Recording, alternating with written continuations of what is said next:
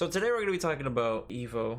So some of you that have been living under a rock for the past couple days, grand finals was between Tokido, which was not surprising, rolling my eyes right now, and Problem X. Now Problem X though, that you can consider somewhat of a shock. I had him going into top 8, but I didn't. I mean, him getting to grand finals and winning the whole thing, I'm excited. I'm not surprised that at the fact that he won the thing necessarily, because he definitely has the skills, the mindset, the hunger, and he was consistently traveling and gaining experience. I'm just so happy it's happened. You know what I'm saying? It's just cool to see it, all his hard work, and just come into fruition. So congratulations to Problem X. That's the homie right there, and it was an amazing feat. All right, so let's get into it. So today we're gonna talk about the set. It was 2 sets. The first set was 3-2 Tokido's way, so he reset. He was coming from losers. And then the second set was 3-0. So for that second set to have happened in such a convincing way, nobody's really anticipating that, especially after the reset. You know, usually after something like that, you're thinking, oh, Tokido's probably gonna make it close at the least, or he might just steamroll right through Problem X. I fell asleep. I didn't watch it live, but when I woke up, I was just like, holy smokes, this is amazing. I gotta watch this. Rich, what's going on, man? Thanks for tuning in. But each player is, well, no, I don't even say arguably. It's undebatable at this point. Is the best with their respective characters. Tokido is the Mount Olympus. He's at the very top with Akuma, and Problem X has proven the same with Bison. I always had him as top in the world for Bison. And then I have like my friend Elias up there also, like slightly behind him. But with this win, he definitely put some distance between him and whoever else was in contention for that title. But when you watch this set, you're gonna see how masterfully Problem X is at exercising his strengths with the character. He really understands where Bison excels, and he understands how to force the opponent into his gameplay, into his game plan. That's something he was always great at in 4, and that's why he was so good with multiple characters, is because he understands what the character's capable of, right? And he understands what will position them in the most effective in terms of winning. Right, so he wants to increase his chances of winning, so he's going to play in a certain range with certain strings, with a certain timing. You know what I'm saying? And you're going to see that he introduces a lot of delays in certain situations, and what he's looking for, like, it's just a really beautiful set. The narrative, like what's scripted from beginning to end, it's just like a really dope story that gets unfolded. Athena, what's going on? Thanks for tuning in. All right, so when we look at the characters, we can talk about Akuma. So let's talk about their goals, right? So Akuma is extremely versatile. He can win through zoning. He can win through his just neutral, right, and into conversions, or he can also win offensively. So he has like the big 3 right there, right? So he has a lot of variety in his approach. So it can be a lot more difficult to pin him down, because even if you were to eliminate one of his strategies, he can just fall back and resort to his plan B, his plan C, plan D, and then variations of the 3, right? So beating him requires a lot of endurance, in my opinion, especially because he's an explosive character. He has amazing offense. A majority of his buttons are plus, and even his low forward is minus like 1 or something crazy like that. It's not that negative. Whereas like if you look at other characters in the game, a lot of low forwards are like -4, -3ish. That's where they hover around. So with the design of Akuma, he can win in so many different ways, right? So his mobility is, I think it's like the engine of the character, because it makes him difficult to pin down in neutral, and it enhances the chances of him getting to that range that he excels at. All right, which would be like within stand fierce range, I would say. Unless a character has better range than him, then of course he's gonna have to move up closer, and that's where he'll struggle, because he'll probably walk into a lot of buttons and stuff like that. Like I think Camby beats him, for example, for that reason. But when you watch Problem play Bison, he hovers around a range where Tokido has to commit to some sort of big movement, because he understands that he outranges him. Bison has the range advantage, and we'll talk about that in a little bit. But other reasons why Akuma is just a great character are arguably top 3 in the game. He has high damage, his normals, of course, and then his cancelable normals that lead into knockdown situations. And those knockdown situations, when he creates those sequences, he can cover both quick rise and back rise. That not many characters can do that because it requires a 4-frame active normal at the least. And his crouching fierce can cover both, so that's why you'll see like demon flip, palm, dash up, crouching fierce, because it can cover both quick rise and back roll. So when you start to eliminate options for your opponent to retaliate, then you start to generate more consistency as a player. So there are less things you have to worry about because you can just follow the script, and you could say, if I do this, he should not be able to do this. He can only do these options, you know, like mash a DP, mash a super, or block, or you know what I'm saying, stuff like that. So you just kind of condense their options and force them down a linear path, and then you're controlling the matchup at that point. So his offense is really great for that. His V trigger is one of the best in the game. It has a lot of utility behind it. It helps increase his chance of establishing his offense. He's more of an aerial threat because of jump air fireball, and he has so much advantage behind it that it's really dangerous to try to anti-air him.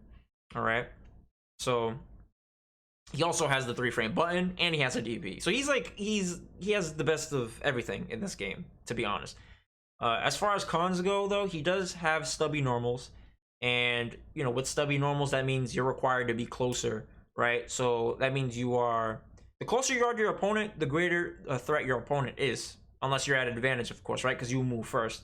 But when we're in a neutral game and you have to move forward, and I don't have to move forward, I can commit a lot less than you do. You know, you have to move forward in order for your buttons to hit me, unless I'm moving forward and I walk into stuff, right? Like Nikali, for example. You don't really have to approach Nikali because Nikali's buttons are really stubby. He has stand roundhouse, but if you space yourself properly, that button whiffs and you can get your knockdowns and conversions and stuff like that. You create hesitation. Now Nikali feels like he has to dash up, right? He has to commit to something big. And Akuma is going to play like that also. He feels like he would have to dash up, maybe jump air fireball and stuff like that. Okay. And then the other con that he has is that he has low stun and low health. I believe he's at 900 for each. So he can die a lot quicker than other characters, all right? Because in a game like this where chip situations require a super to chip kill, it's not like you can use specials. That means it's gonna be more specific. The win condition is gonna require more specificity, I believe is the word.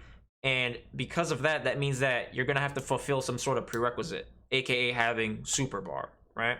So if you don't have the super bar though, then you can't chip. So you're gonna have to rely on actually hitting your opponent, right? But because he has low health and low stun, he is going to have to be a lot more careful with those stray hits that randomly add up to, you know, whatever amount of damage they do, because that can make a difference for him in the end game. All right. So imagine you have let's say 130 health as opposed to you having 70 health. Now you can't take a throw if you have 70 health, but if you have 120-ish or something like that, with the scaling factored in, yeah, you'll it's okay for you to take a throw at that point. All right.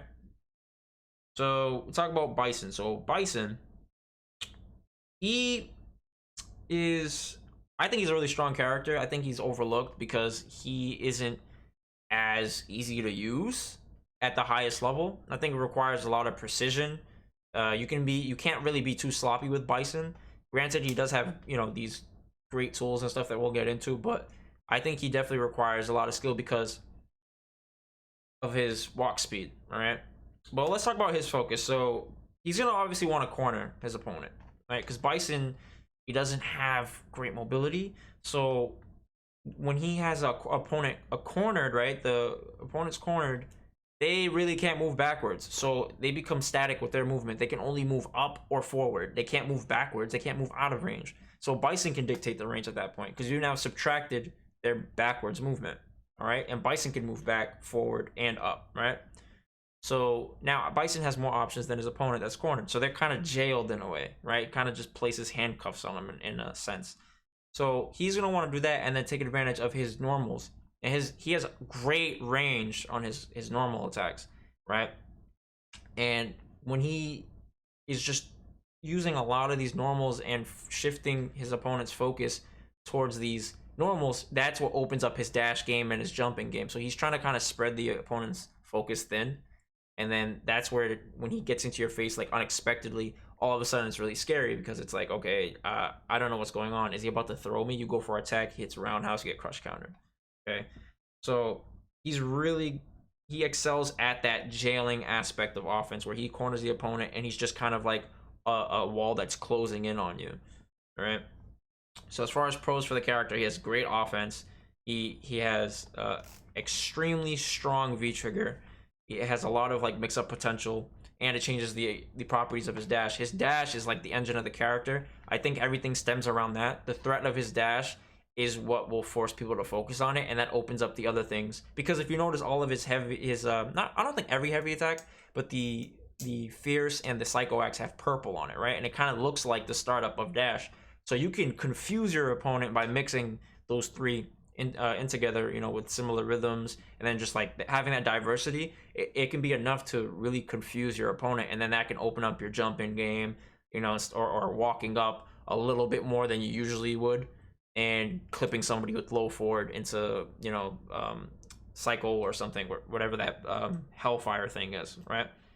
So his V trigger is really good, great damage. His crush counter normals are awesome. He can convert really far off of his crush counter psycho axe. His crush counter roundhouse is +3. There aren't too many. That's plus you're on block. There aren't too many. Actually, I think it might have got nerfed to +2, but I don't know. Somebody can correct me on that. But there aren't too many crush counter buttons in the game that are at any sort of positive frames. Like Balrog, I can think of. You know, Bison. I can't really think of many other characters, to be honest. It's like so rare. It's few and far between. He has great throw range. I think he has the longest throw range in the game, so that makes up for the fact that he has very slow walk speed, which is one of the cons we're going to get to. So he can make you really uncomfortable if you're not used to his throw range, and you fight X character who has like, you know, an average throw range, right? And all of a sudden Bison looks a little bit further away and you don't think he can throw you, and then all of a sudden you get thrown, right? So that is something that plays into his offense also. And he has one of the best air-to-air conversions in the game, jumping medium punch. If he has V-trigger active, he can convert into so much damage. It's insane. So his jump strong is really great in those scenarios where he sniffs that the opponent is going to resort to some sort of aerial approach. As long as he's on his A game, he can convert that into a lot of damage. He also has the invincible dash, which I mentioned. That's like a property that you don't really see in the game outside of him, I believe. But he's like completely invincible for a specific amount of frames, and that changes in his V trigger, and he gets greater range on the dash also. So his dash is really far, and it's invincible. It is slow, so you can react to it if you're looking for it. But again, when you factor in all the other variables you have to look for, it can spread your focus really thin, and then you might be, you know, kind of hazy in the mind, and you can end up being too slow to punishing it, and then he gets a crush counter or a counter hit confirm off of it, which you'll see a couple of times in the set. As far as cons, is really slow walk speed. So again, when the character has really slow walk speed, it's very hard for them to dictate space.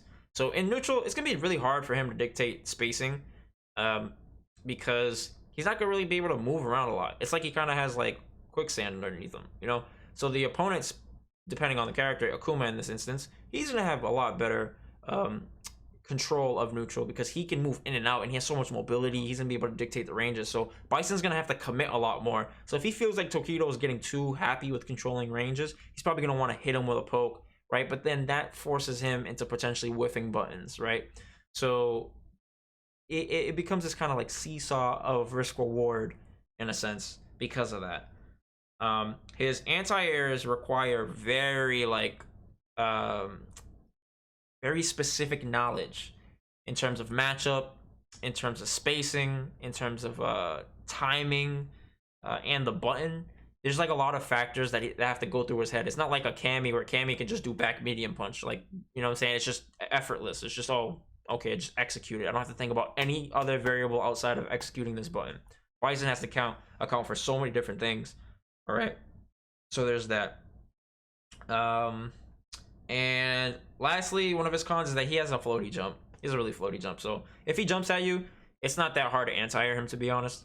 You can be really focused on the ground, he jumps and you can still see it and say, oh, okay, boom. But he does have that, he does have like some variety in his aerial approaches because he can do stomp or devil reverse, so he can alter his aerial approach to a degree.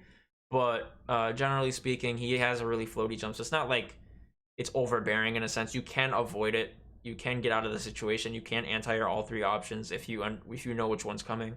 All right, so yeah, there's that. All right, so let's get into it.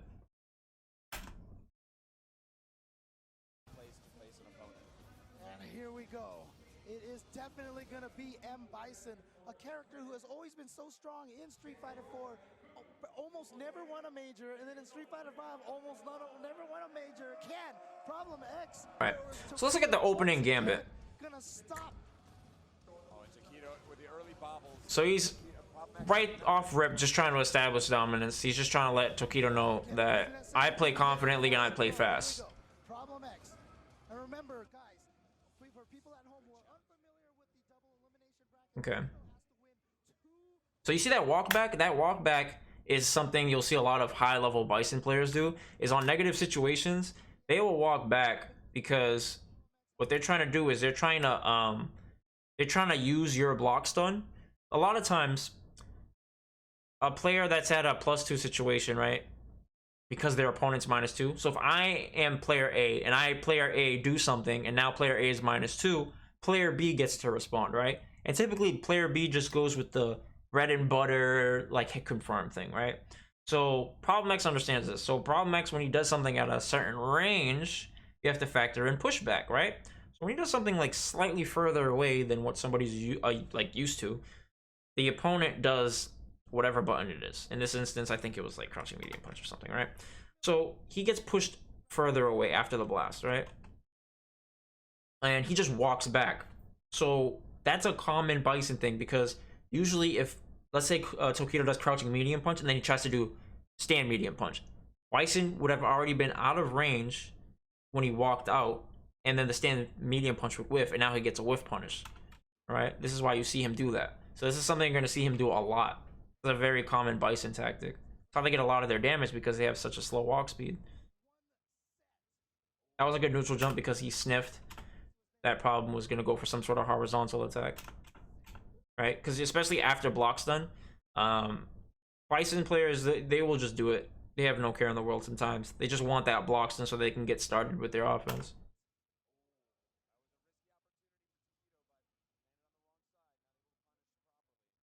That was a good backdash.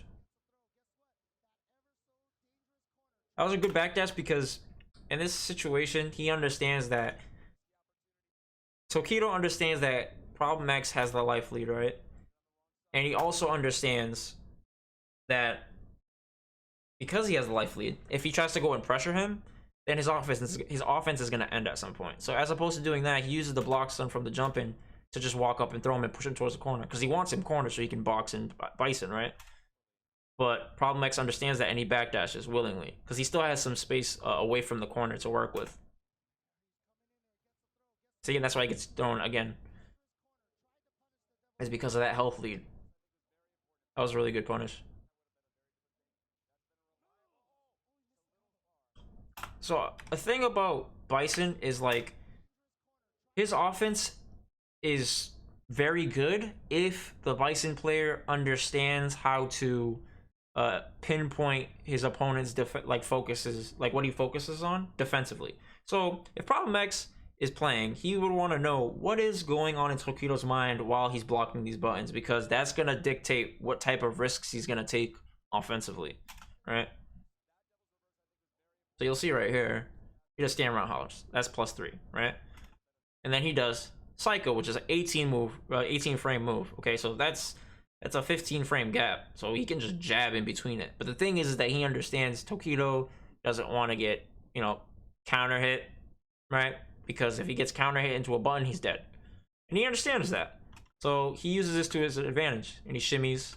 And he was right, but he just doesn't get the follow up, which kind of sucks. And he goes back to neutral because he understands that he's winning. He doesn't have to really take any risks. See, that was nice. So he sets up the same situation. I guess he believed that Tokido was still in that tech mindset, which is how he shimmied him the first time when he didn't finish the combo with the crouching strong because he was out of range. But so let's watch this opening. Let's see. See the same thing we just talked about. How he walked backwards and he was trying to whiff punish after that situation. See, he gets poked, and you know he gets poked, and technically in Problem X's mind he's negative because he got hit, right? And so again, like in those -2 situations, it's like a very fundamental approach for him. He will move backwards and try to whiff punish, and you see that's what he's trying to accomplish there. See, and he moved back again. All right, so this is a very common thing, and that was really good. That was really good.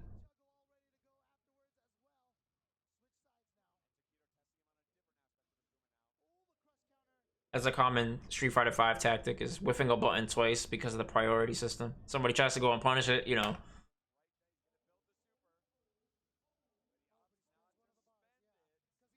It's good shimmy. Okay. Alright, so you see he tried to V-skill that, but it was a little too late. He just altered his timing just enough.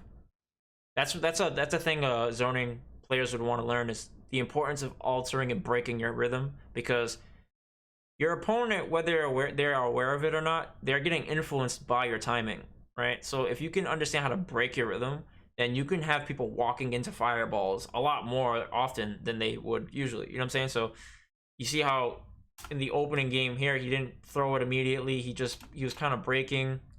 He whiffs, you know, and then he does it 4 or 5 seconds into the match. It wasn't within the first 2-3 seconds like the previous round. All right. And of course, he's throwing that fireball with more caution because of the fact that Problem X did do, you know, that V skill into orb, and then, you know, and he got that combo off of it, because then he gets life advantage. And if Bison is at an advantage, he doesn't feel like he has to do anything. That was really good. It caught him on the backdash.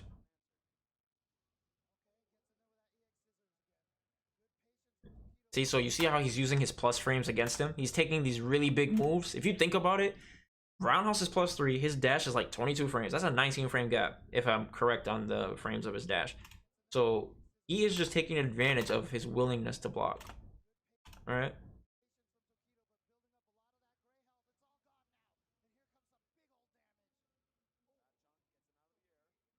Nice. That was so good.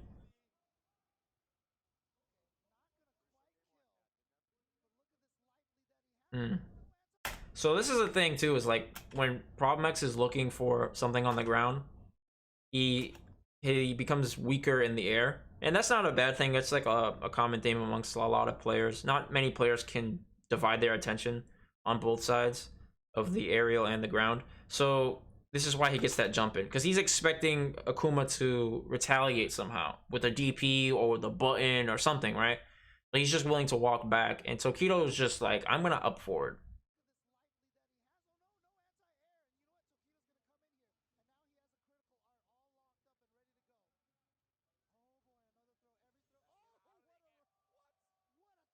Nice. Yeah, that's a very common Bison thing, is to reversal EX stomp in those type of situations, because it's so fast, and just the image of it can throw you off, you know.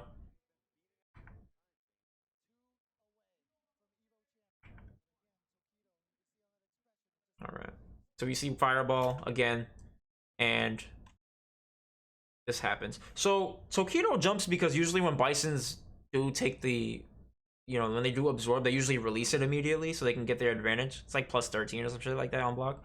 So they immediately try to release and get their advantage, get their chip, whatever, get their offense established from it, you know, by doing a follow-up Psycho X or something. So he's anticipating he's going to just release it right away. That's why he jumps in, so he can at best get a jump-in combo, and at worst he'll be able to, if he commits to release, he'd get block stun and then get offense started from that. But the thing about Problem X though is that when he absorbs, he understands that, so he actually doesn't immediately, he rarely immediately releases the Psycho Blast. He actually reverts to a anti-air like standpoint mentally. So you're gonna see this is like a common thing that he does in the opening gambits a lot, where he'll V skill and then he just looks for the jump. He doesn't try to release it immediately because he has it stored. He doesn't have to use it right away. I think in this, yes, okay, there you go.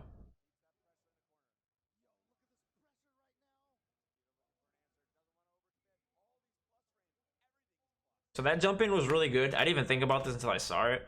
But this jump in is really good because it avoids that. It's +3, but that button I believe is, let's see, you stand roundhouse is approximately 9 frames. Yes, that becomes a 6-frame gap. So that's just enough time, plus with the hitbox involved, it becomes just enough time for him to avoid that situation. So he gets out of it. He tries to put him back and blocks him with the jump fierce, but he's just out of range. Right? Now that is very important. That backdash, forward dash, that range right there is gonna tell you a lot about a Bison player.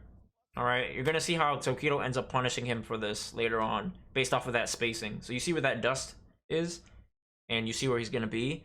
So that range, when that gets recreated in certain situations, you're gonna see how it is that Tokido was so prepared for the dash. It's because of these type of moments where he gets information out of this.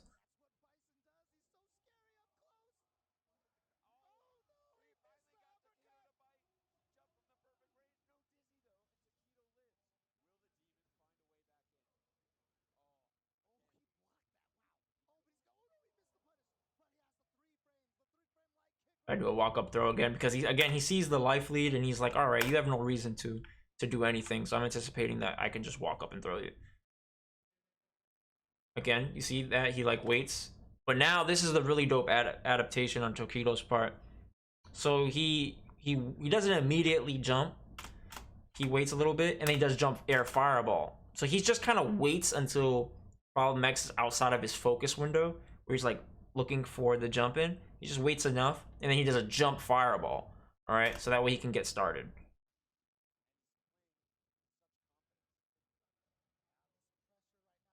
And that's the spacing I was talking about from the previous round.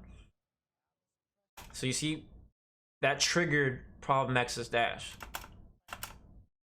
Right? Look at that.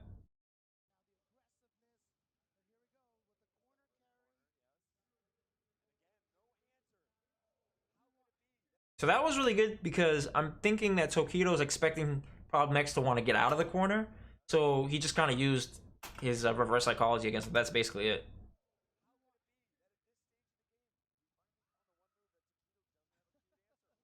And same thing. See, jumps back again. Second time he does it. So he's just trying to use Problem X's eagerness to get that damage against him. See, and he tries to do it again, but he doesn't fall for it. Now, right there, though. So Problem X, he just shifted his risk reward. Instead of it being through dashes, remember how I was telling you, the mobility of the Bison, he's going to want to dash or jump. So he just cycled to his next option. So this was really dope, though, because this comes from that footsies element we talked about in one of the streams, the footsie streams, where your opponent jumps in and you jump on top of them for a left-right mix-up. So you see that? And this is how he gets the 50-50, is because of that. So that's like a very old school style punish on of jump-ins if you don't want to air-to-air or anti-air. All right, again, we look at the spacing, like that zone 2, zone 3, and he's ready for it. All because of a jump-in. Again, it's just from that jump-in. Now, this jump, though, that jump is really good because it avoids the left-right mix-up. So basically what Bison has to do is after he does the Psycho Axe, he would have to just wait. He'd have to delay and look for you to jump. But if he delays, then guess what? You could just backdash. You could, you know what I'm saying? And he can't chase your backdash. So he has to commit to something.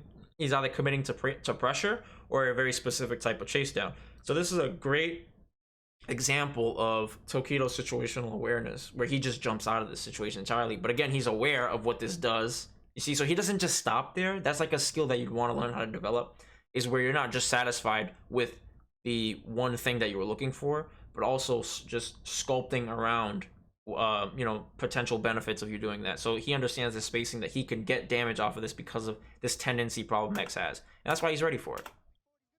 This is the third time you guys have seen this, so it's not like I'm making this up, right?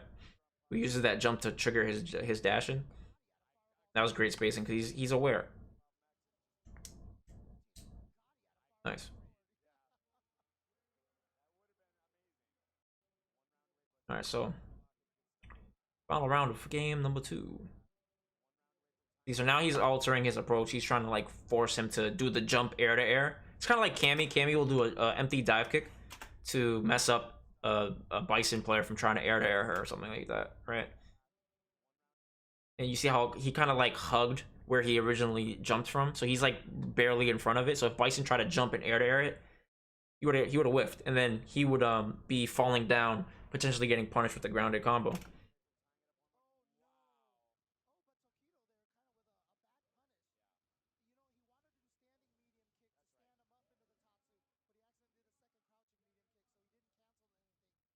So now he's in a fireball mode. Oh man.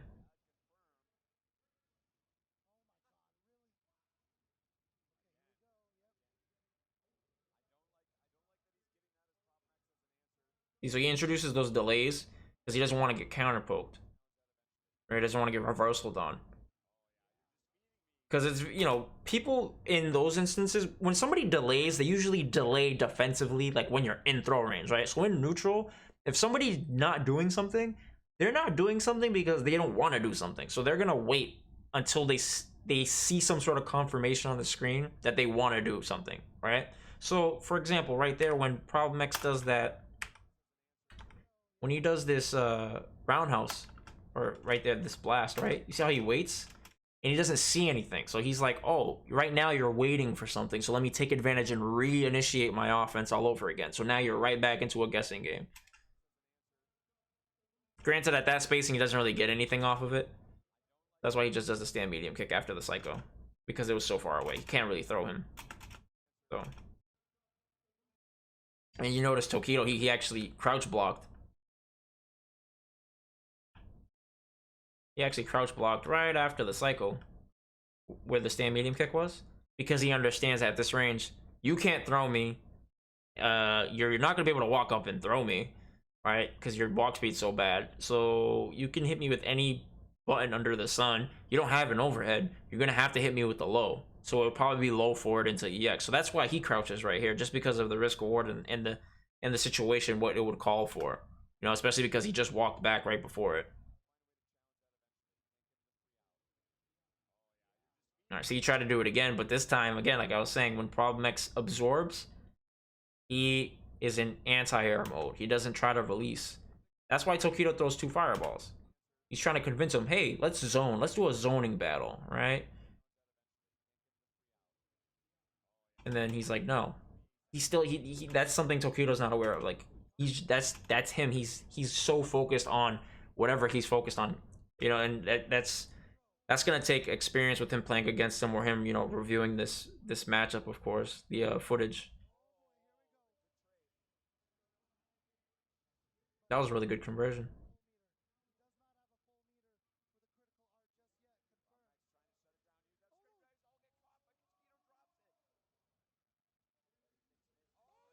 Hmm. So if like Problem X was aware of this, what he could have done potentially, I mean, he'd have to lab this, of course, is recording like Akuma jumping back and doing a EX fireball or a fireball or something like that, right? Because this was the second time I think he did a jump back into a fireball. Especially when Tokido's in endgame, he actually does a lot more EX fireballs. That's how he beat Punk at in EVO in one round. I forgot what it was in particular, but it was like a very intense, like overhead could have killed either one of them, and he just walked back and he just crouched to sell him the idea that he was gonna stay still, and he just fireballed, you know. So what's up, Genesis? Nah, don't mind it. That's just the mod, man. That's just like the bot. Don't take that personal. So he could have probably, like, you know, walked up and as he was landing just committed to a jump forward or something like that. Try to dash through that, but the EX fireball, the delay, I think that's what kind of messed him up, because it's not like regular fireball where it's immediate. So all right, fireball, no, okay. Okay, there you go. So Tokido's opening game against him is to get a jump, but the way he's gonna get the jump is by getting him to focus on Fireball, right? And he caught him. That was good. He was really aware. This is really cheap.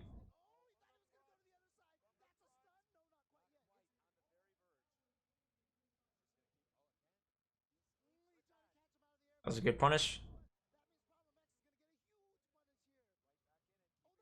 Yeah, so that and V trigger actually is less negative, so that's probably what messed up Tokido's punish. Because he just committed to the Tatsu. Which you have to in that situation, because you can't hit confirm the light into it. Because it doesn't have enough hit stun. There's not enough of a visual effect for you to know that it hits. You have to just commit to it, knowing the frame data. So what happened here?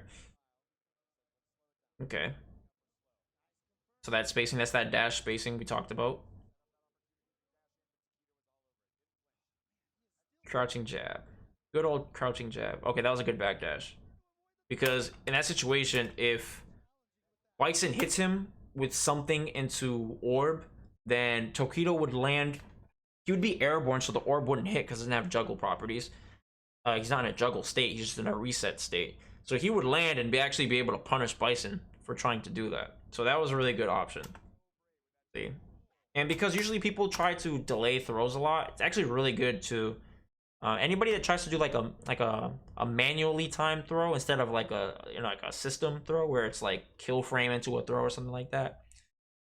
Those players it's really good to backdash against because generally they have a manual timing, so they might not be anticipating your backdash, and they might be a couple of frames later, so you can actually recover and be at an advantage. You can mash a jab, back throw, and whatever. It's just a good option to have. Backdash counts as airborne. Yeah, it's airborne after frame 1. So, yeah.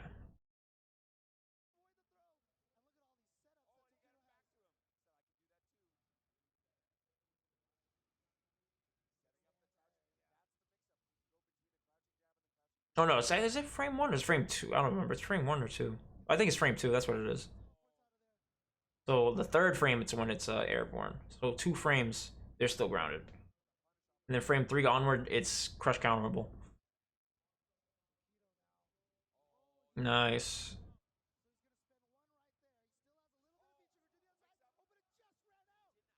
That was so good. That conversion would have been crazy.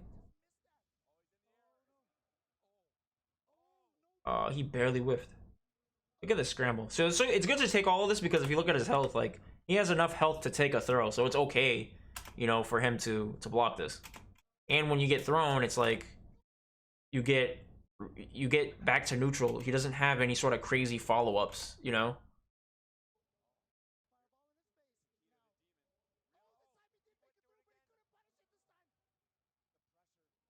You see what I was telling you guys about how Tokido gets really active with fireballs in the end game? That was really good.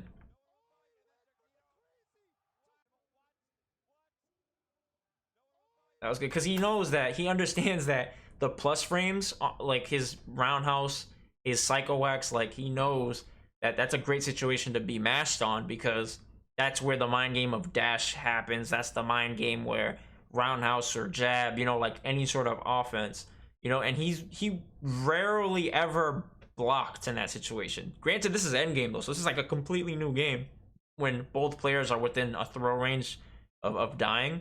That completely changes the dynamic of risk reward. So that's good stuff on Problem's part to realize that, to just have that awareness in the moment.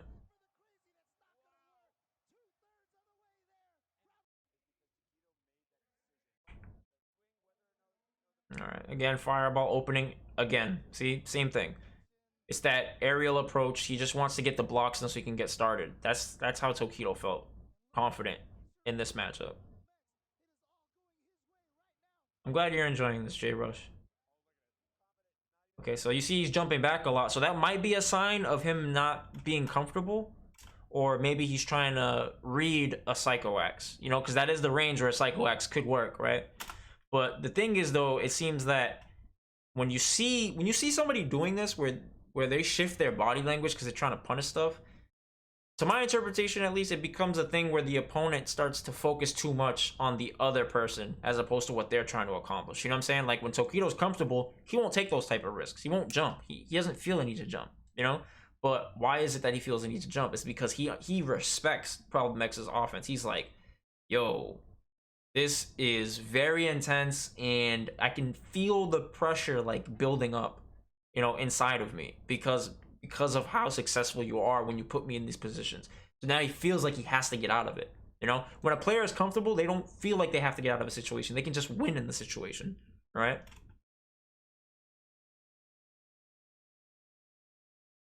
So, okay. And he's waiting. Nice. I feel like he was looking for a jump in. Because when he whiffs, when he's at those negative situations, I told you, anytime he's negative at that range, at Footsie's range, is when he turns into the aerial. He's looking for that. You know, that's when he walks back. He looks for the whiff punish or he looks for that jump.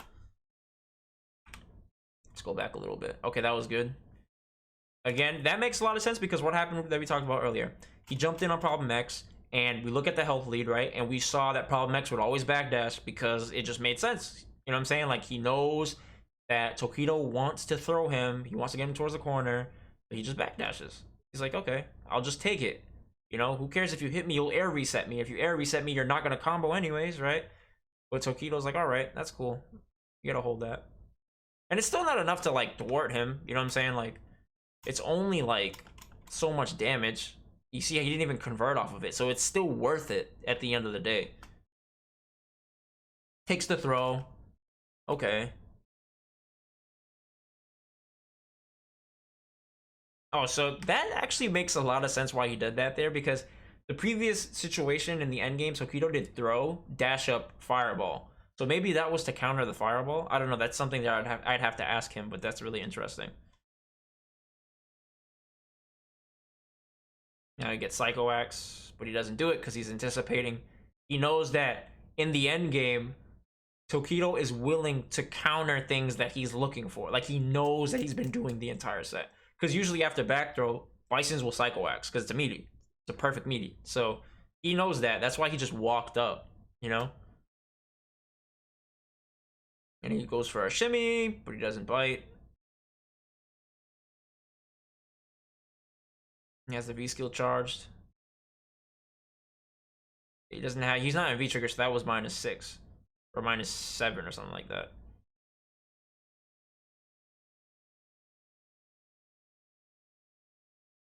And he caught him. Caught him bad. Again, when we talk about understanding the opponents, how the character wins, this is why this stuff is important. Because when you know how Bison wants to start his offense, how he can start his offense, you can use these things against him. See how he does that on block, and usually they'll follow it up with a Psycho Axe or something, right? But or some sort of big move, a Psycho Axe, a dash, or a jump, right? To start their offense, to get blocks done so they can feel comfortable. And that's how Tokido just looks for the dash, because of that spacing we talked about, and then it's just the situation on top of it. What would make sense, right? So he knows he would die from just clipping him with the light attack. And it wasn't even counter hit. So he just reacted to it.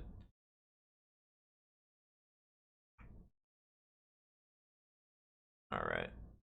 So problem, I'm assuming he's anticipating him trying to fireball because his opening gambit has involved fireball a lot. This walk up fireball thing that he's been trying to do. So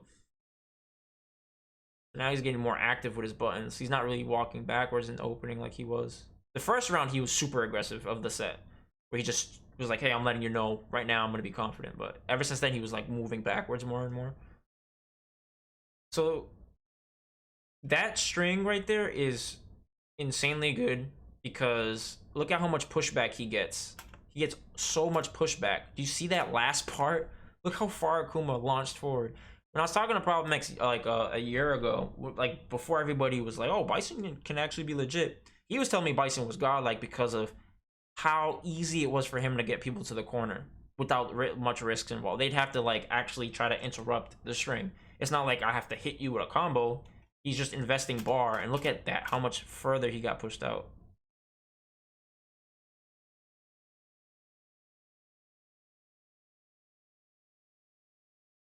So again, you see he's trying to get established that offense. He's just throwing fireballs. He wants to see where are Problem X's intentions, because right now he's playing so silent. There's not much music coming from Problem X, right? Shouts to Kaizen for that metaphor, but there's not much going on Problem's part. He's just moving backwards. He has so much health. He's not really committing to anything. It's 72 seconds in, and he probably got hit by a jab, right? So check this out. He's just kind of trying to figure him out. Like, what can I do to make him attack me or to just take a risk or something, right? And he still has no reason.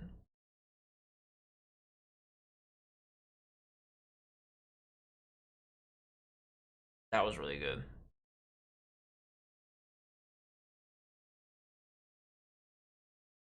That was good. That was really good. Look at that. Like he's just using his movement to trigger. See, like to just trigger that natural bison response.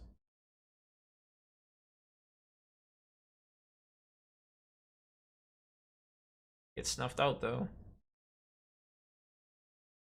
That was a great block by Tokido.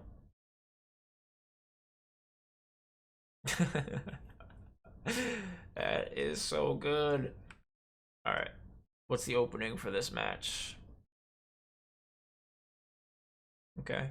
Oh, this is the round. Was this the? No, this wasn't the round that starts throwing mad fireballs like crazy.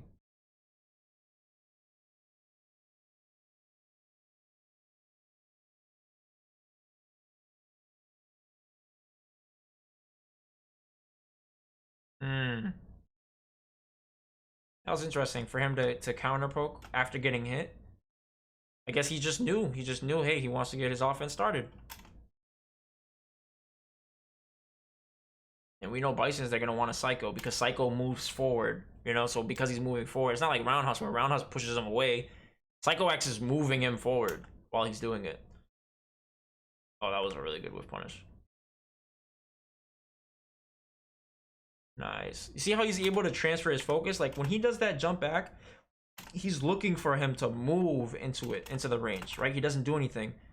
So he just dashes up at the last second. You notice he didn't do this at any other time because during his jump, probably like somewhere around here, maybe somewhere like around here, he just sees that, oh, he's not gonna dash up.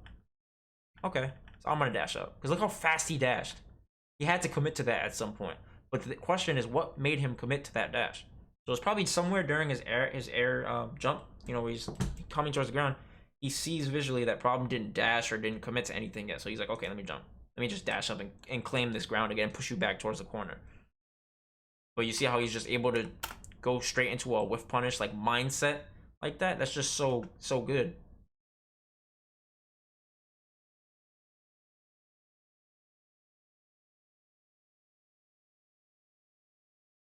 That's a good block. It makes sense in his head. He's like, okay, you know, he wants to put me in the corner, you know, because he needs the damage. He's not gonna stay same side, you know, and I mean, granted, I don't even think he can cross. I don't think he can stay same side because he's in V trigger at this point. Yeah, so if he dashes up, it's automatic cross up because V trigger dash, he gets more range. All right, so he knows that, and then even so, like, he's probably gonna want to block cross up anyways, to be honest, because if he gets hit same side, it's not like he's gonna be under some insane amount of pressure. As opposed to if he got cornered and there's a combo, that would be like drastic because then you can really swing the tide of the match. Tokido being willing to DP.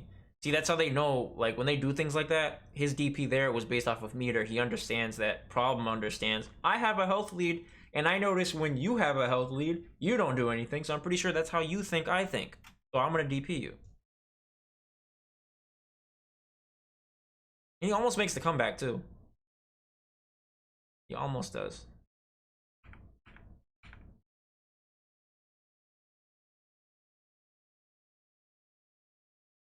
All right, again, filling each other out. Nice. Oh, this is the round where he throws a crazy amount of fireballs. Yeah, see, he keeps trying to force trades now. So now Problem is attacking into a range because when he fireballs, he extends his hurt box, so he gets fatter. So he doesn't have to necessarily approach him and close the gap. He can just attack him where he thinks he's gonna be.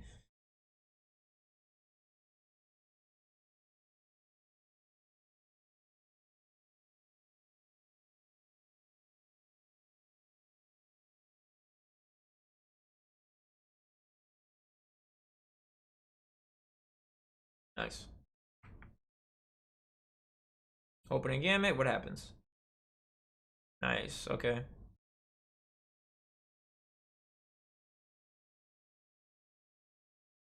Good retaliation. And after a throw tech, a lot of Bisons do commit to big moves. You'll see, like, anytime you play a Bison, you can even test it for yourself. They'll do an EX Stomp, a Dash, a Fierce, a Psycho. They'll, like, commit. So, like, if you just walk back and just wait, aside from Psycho X, like, that's, like, when they're super desperate. But for the most part, you'll see dashes, a lot of dashing, a lot more, like, jumps, EX Stomps. Those are the more common things after a throw tech situation. So let's bring that back a little bit. See how he just Fierce, he retaliated, but that's because he's intelligent enough to understand hitboxes and hurt boxes, and he takes advantage of priority. That's why he does that, and that makes sense in that scenario. And you see, look what happened after this throw tech. What happened? He dashed up again. You see how quickly Tokido adapted? Immediately. Very next throw tech situation. Let's rewatch it again. Throw tech. He okay, boom. He's like, all right, you're trying to respond. Okay. And he just commits to that. And it makes sense because if you get hit by a stand Fierce, you're gonna want to freeze up and be like, oh shit, you know, I don't want to get hit by this again, right?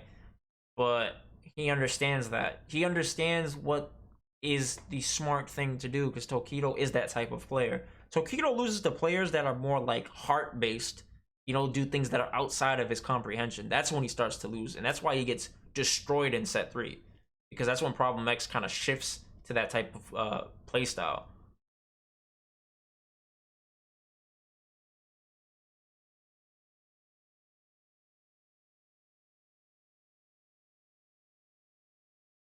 That was good V reversal because he doesn't need the V trigger at this point. He's just trying to neutralize his V trigger. That's a really great strategy. I recommend you guys try out. Is whenever your opponent activates their V trigger and you have a life lead, just investing your V reversal bar into nullifying their V trigger. Like you saw me earlier when I was playing Sagat versus Dhalsim, I would just use the V trigger 1 to nullify Dhalsim's V trigger 2 because I had the life lead. There's no reason for me not to do it. You know, I don't need to sit on that. That wouldn't make sense for me to just hope and pray for a situation that I don't need to be in to win. I don't need to activate my V trigger when I'm already winning. All right, so this is the second set. So Tokido resets 3-2. Nice.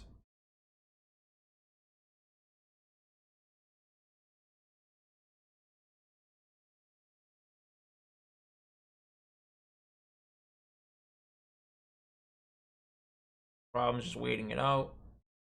Trying to see what are Tokido's intentions. What is he focused on?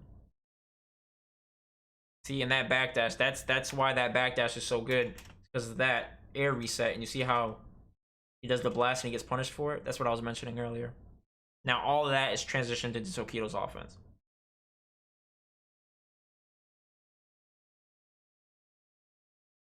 He's attacking ranges. He's trying to attack into the space. He's trying to just smack the space to stop him from moving forward or occupying it. All right, and then when he's convinced that he's sitting still, that's when he's willing to Psycho Axe.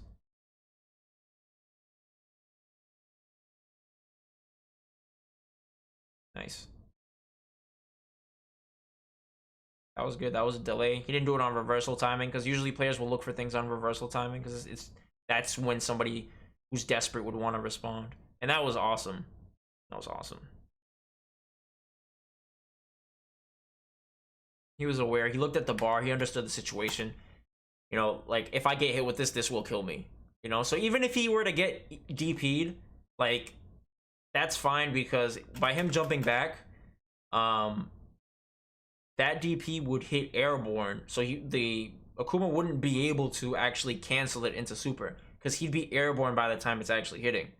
So he would get the knockdown and stuff like that, but he wouldn't be able to cancel into super. You know what I'm saying? Even so, I'm pretty sure Tokido wouldn't do that anyways.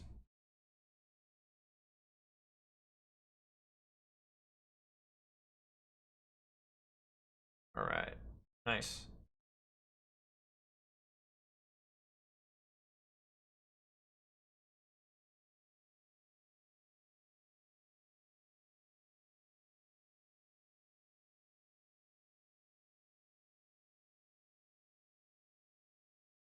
See, so like that fierce when that first fierce hit on block, he's convinced after that that crouching fierce that Tokido's gonna stay still because usually more experienced players, seasoned players, when they whiff a button, they say, "Oh, I can get whiff punished, so let me block."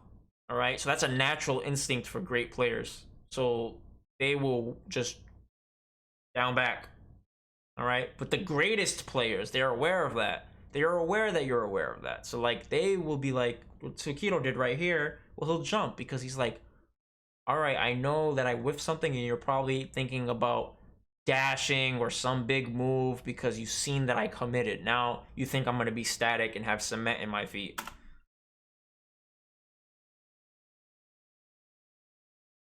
That's why Tokido does the double fierces, you know, stuff like that. That was really good. That was really good. Good awareness.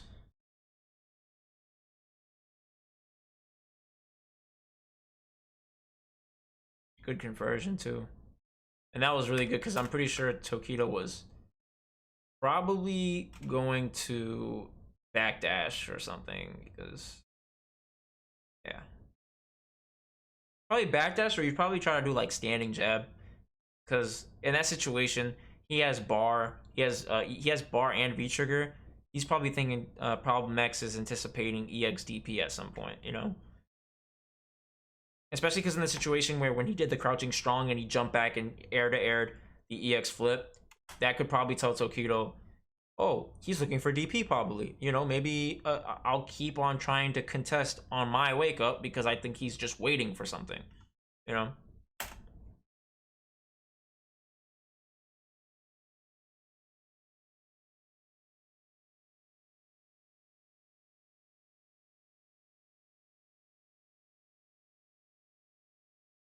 Nice.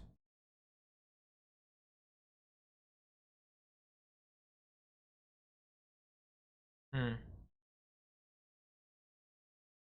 He's playing so fast right now. I think that's kind of throwing Tokido off. Because when Tokido wants to figure somebody out, he starts to move to this range so he can get comfortable again and just reassess things. And then he starts his offense. He's like, okay, all right, I think I have a plan. Okay, I think I have an adjustment. See, like you see how he just got smacked there? He got smacked on counter hit, right? Nothing happened. You see, he tried to retaliate. Now he moved back because that's telling him to readjust. When he gets hit like that, he's like, okay, I got to adjust. I got to improve. I need to improve. You see?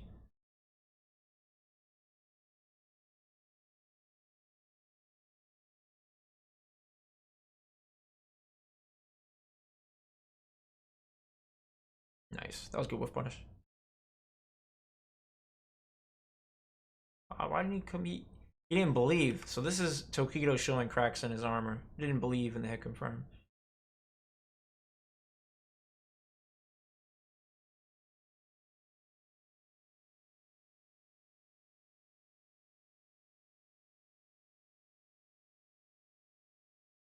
Hmm.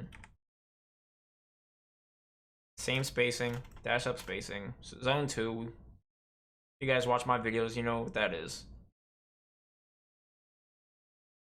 Nice. See, like, Problem X is really, like, focused on those -2 situations. Remember what I talked about? You see how he walked back again? And that's what his focus is. His focus is on retaliation at that point. That's what he's perceiving it as. I'm -2, and I know you want to retaliate to regain your advantage. So he walks backwards, especially at that range where he's at max distance of his last poke, because he knows 9 times out of 10, the opponent's not going to walk up and poke me. They're going to immediately press a button. So that lets him whiff punish potentially, right?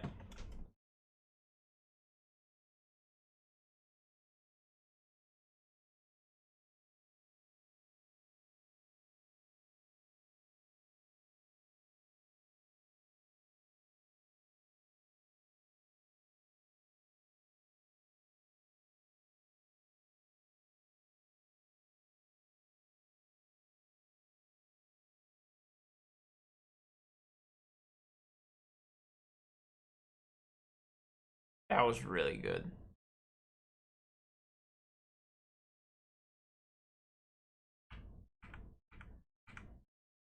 All right. Last match. No spoilers. So he doesn't jump. So he gets that confirmation that, oh, Tokido's not jumping? Something must have changed. And then, see that? You see that stop? He just stopped right there. Like, that was like the mental shift. When he doesn't see him do anything, he's like, oh, okay, let me dash.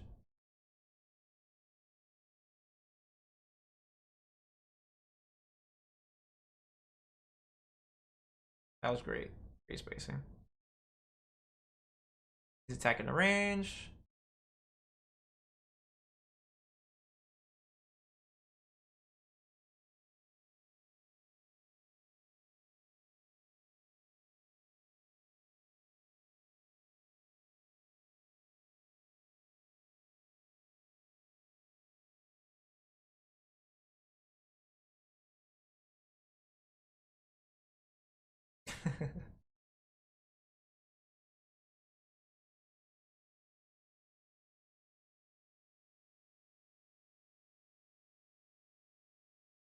He's just trying to air him to get the most amount of damage possible. I don't know what that was. I'm still like confused to this day about this. But I feel like that was probably some sort of new setup that he was trying to do. Maybe he just mistimed it, did the wrong frame kill. I don't know what that was. That was definitely too early.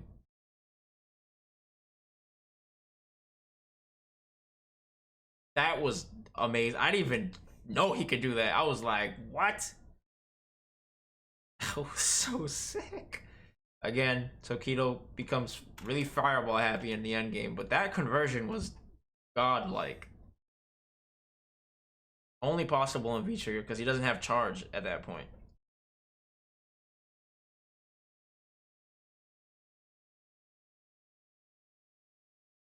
Alright, aerial approach. After he confirms Problem X isn't gonna do much.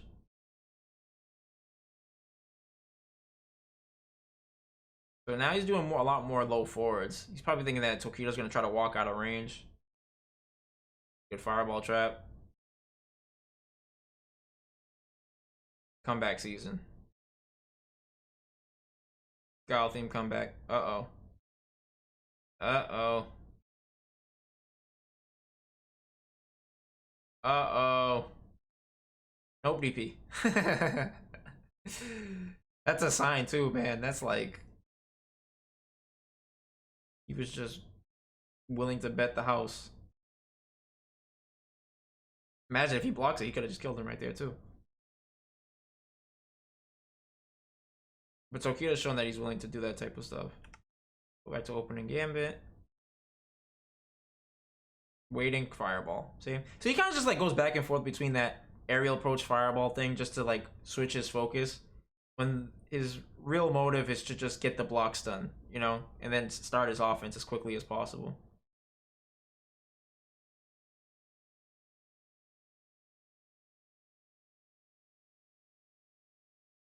Look at that, like how far he got pushed.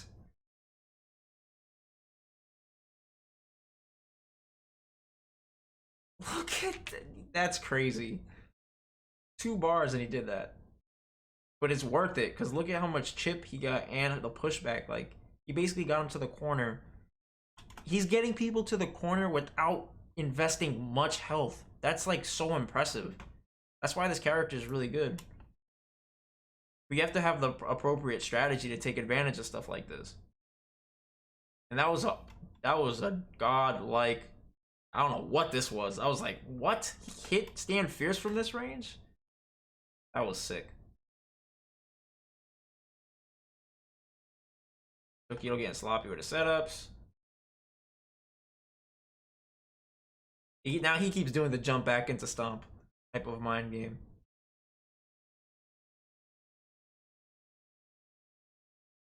He was trying to air to air him maybe? Oh yeah, that's a punish. Walk up throw. Boom. So there's that. My man, Problem X. That's so awesome.